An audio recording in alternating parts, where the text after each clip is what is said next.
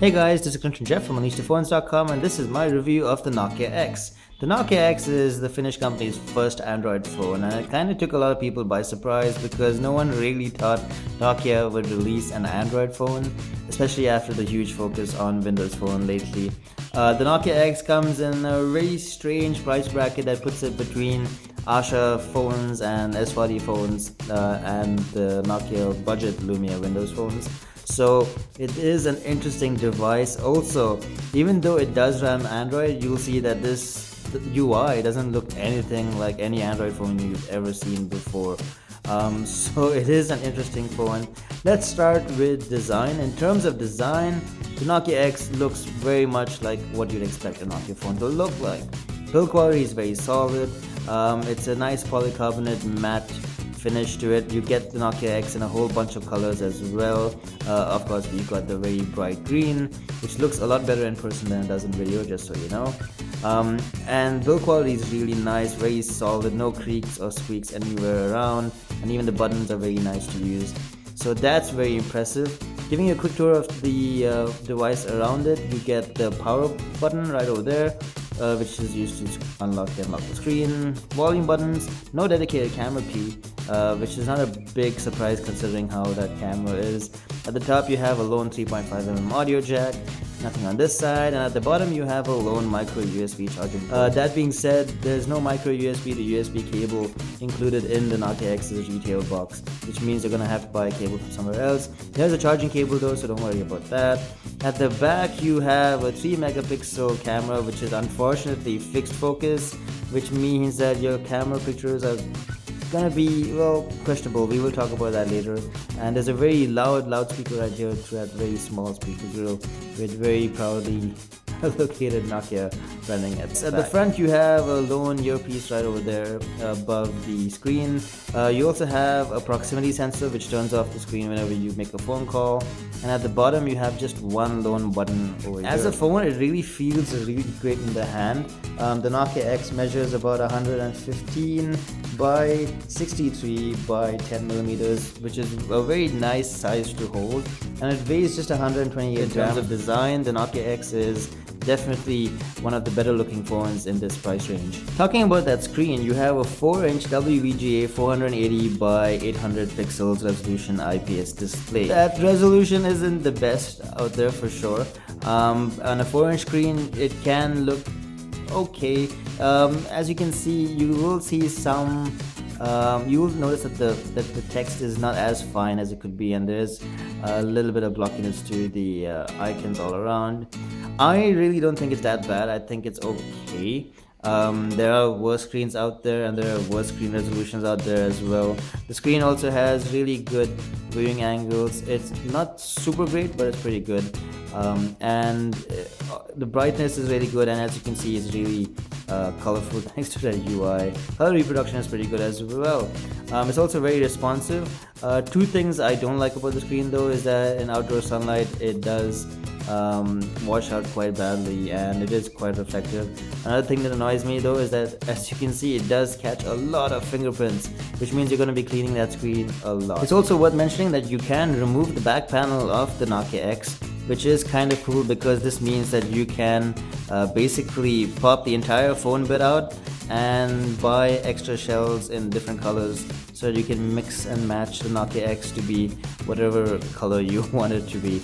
As you can see, this is the dual SIM version. You also get the Nokia X in single SIM versions. In some countries, in India, you only get the dual SIM version. You'll see there's a slot for 2 SIM cards, micro SIM cards, and a micro SD card slot as well. There's also a removable battery, so if you're worried about battery life, you can always just buy another battery and plug it in there. Putting the phone back is a very easy job. I actually have a video on how to do this. You just snap it in there and everything works pretty well. Alright, in terms of hardware, the Nokia X is definitely not a powerhouse. You have a dual-core 1GHz Qualcomm Snapdragon S4 Play processor, which is powerful enough to ensure that this is a smooth enough experience. As you can see, scrolling around the UI is fast enough. Opening up an app though does take a while. Opening up a lightweight app like Twitter, for example, takes about a second, and then the app opens up, and scrolling around the app is smooth enough. so no complaints there as such. The UI itself is also very easy because you can't really multitask, you can't really keep apps running in the background. So basically you are kind of running just one app at one time, which makes use of that 512 MB of RAM pretty well. Starting up Nokia's own apps also does take about a second or two. In this case, Mix Radio is kind of a heavyweight app, so it does take about 2 seconds to start up. Similarly, Nokia Hero Maps and other huge games, for example, do take a little while to start up. Once it does start up though, the UI is fast enough and easy enough to scroll around. Mixed radio does require an internet connection or a Wi-Fi connection, so it might not work very well right now. I'm just going to exit that. The lightweight apps though do open up fairly quickly enough. You'll see that the Nokia apps are very inspired by apps on the N9 and Asha phones as well in terms of UI. So yes, the 512 MB of RAM is not a major problem considering you can basically only run one app at one time. There is no multitasking UI, though it does show you the list of apps that you have running, or that you recently ran, that is, in chronological order at the fast lane screen that I will talk about later on. So the Nokia X Plus has slightly more RAM. It has 768 MB of RAM. So all in all, not too bad in terms of hardware. It keeps everything chugging around fine. Of course, if you put this UI next to a phone running stock Android, you will probably see that phone do things slightly faster than the Nokia X. But it is not too bad. You will see a little bit of screen ghosting around because of the slight amount of lag that you see once in a while. But it's not too bad. It's not too bad. You can always install a different launcher on top of it if you feel like this launcher is too heavy. Alright, so while the Nokia X will not win any benchmark results, it does run Android at the end of the day, and it runs Android 4.1.2. Now, no matter where you check in the phone, you won't actually find that information out.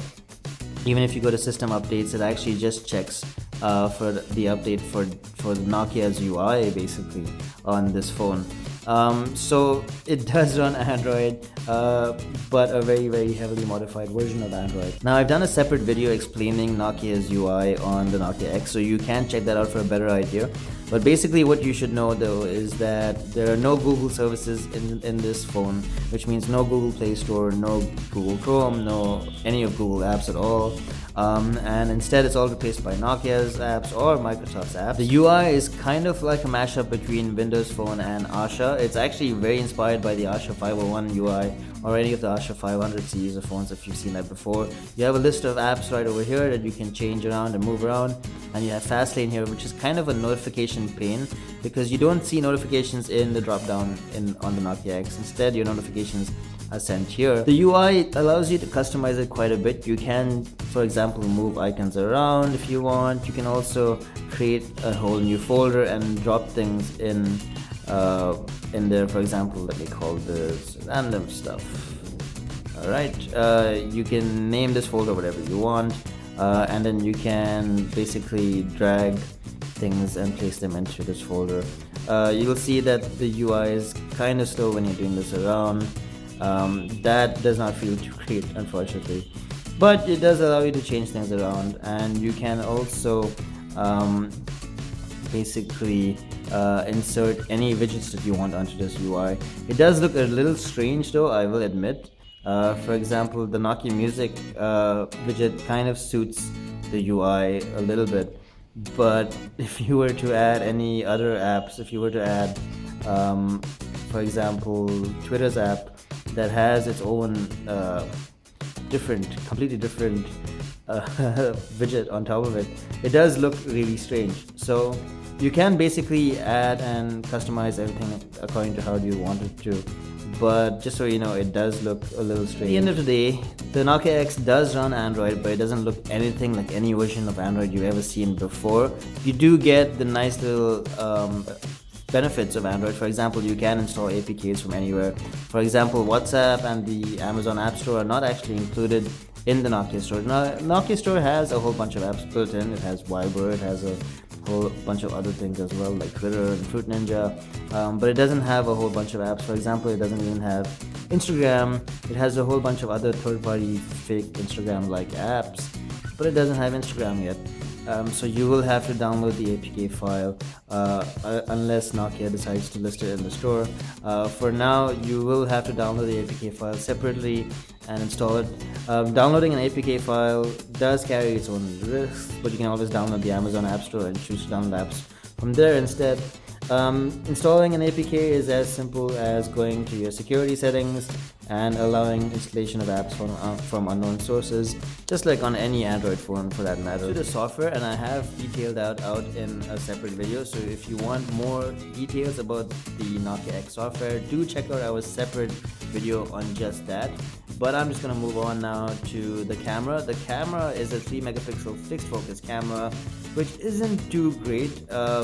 It's okay during daytime pictures, but anything that's too close to the camera or too far away will be terribly out of focus. You also do get a lot of things to tweak about in the settings. There's also face detection, which is kind of cool. You can also save enter your tag location and various other things like that. You can also turn off the shutter sound. You will see that there's a little bit of shutter lag when you're taking a picture, which is kind of annoying, but considering this is budget hardware, it's I guess okay. You also have the ability to take panorama pictures, and you have the ability to record video. That being said, you can only record video at up to 480p at 30 frames per second. The default video duration is about 10 minutes. You can record up to 10 minutes of video, but you can also choose to record up to 30 minutes. So video quality and camera quality is interesting because there's no LED flash at the back.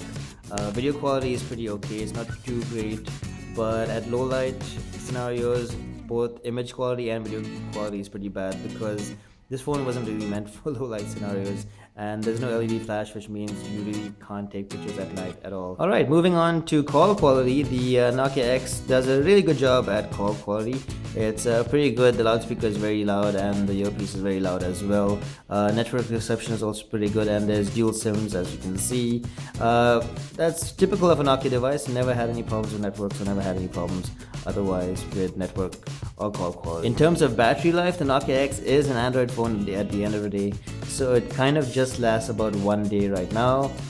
1 day of average usage, that is. Under heavy usage, you might have to basically charge it up by mid-afternoon, or maybe even I would say buy another removable battery so that you can plug it in. So battery life isn't too great, it's just average at best. Right, so to conclude, it's nice to see Nokia experimenting with Android for sure. This is probably not what a lot of people had in mind when they wanted a Nokia Android phone.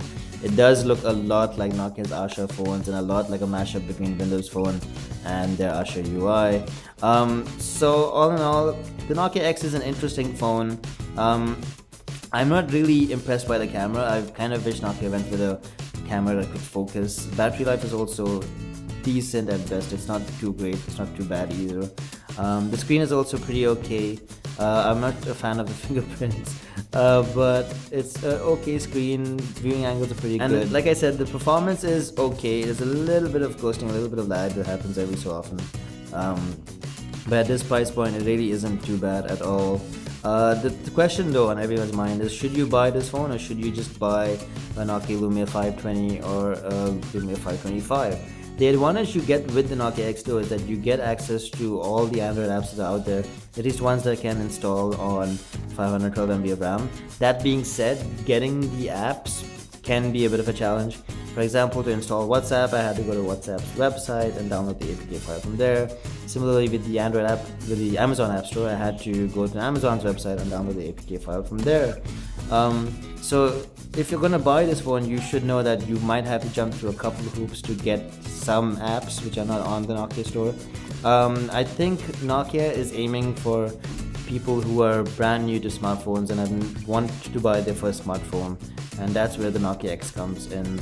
I'm not really sure this is meant for fans of Android because this phone really doesn't look anything like any Android phone you've ever used before, and has no Google services in it whatsoever. But yes, that's about it. For more details on the Nokia X, do check out our very detailed review over at unleashthephones.com. We've gone into a lot more detail on the website and text. And as always, if you want a better idea of the software, do check out my separate video on just the Nokia X software. And as always, guys, if you have any questions, do let me know in the comment section below. That's about it, and thanks for watching. As always, if you want to read the full review, just head on over to unleashthephones.com.